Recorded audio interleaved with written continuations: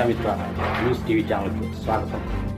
కడప జిల్లా చింతకొమ్మదిన్నె మండలం కొప్పర్తి గ్రామంలో వెలసిన శ్రీ రామాలయంలో శ్రీరామనవమి సందర్భంగా శుక్రవారం ఆలయ కమిటీ ఆధ్వర్యంలో బండలాగుడు పోటీలను నిర్వహించి విజేతలకు బహుమతులను అందజేశారు.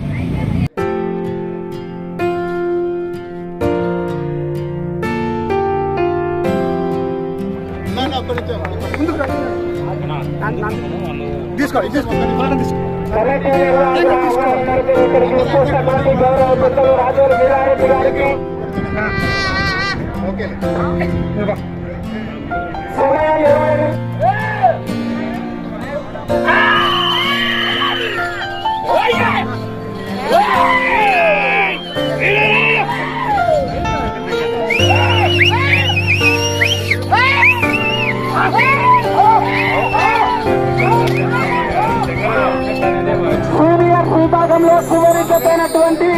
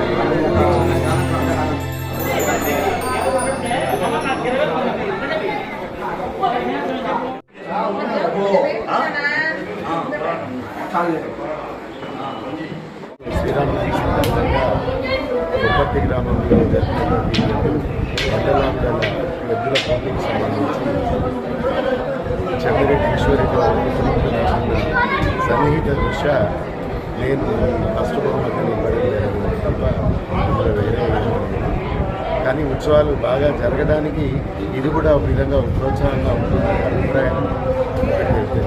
మన సంస్కృతిని సాంప్రదాయాన్ని కూడా మనం కొంచెం కాపాడుకునే క్రమంలో ఇలాంటి కార్యక్రమాలు తప్పనిసరిగా చేయాలి అంటే ఎవరో ఒకరు కొద్దిమంది అన్న దానికి ఎంకరేజ్మెంట్ ఇవ్వాలి.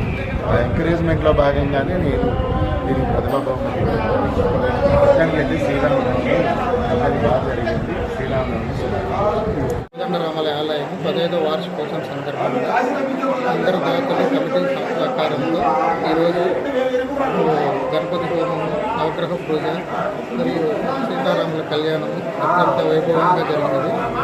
తదుపరి బండలాగుడు పోటీలు అత్యంత కోలాటం మధ్యలో జరిగింది.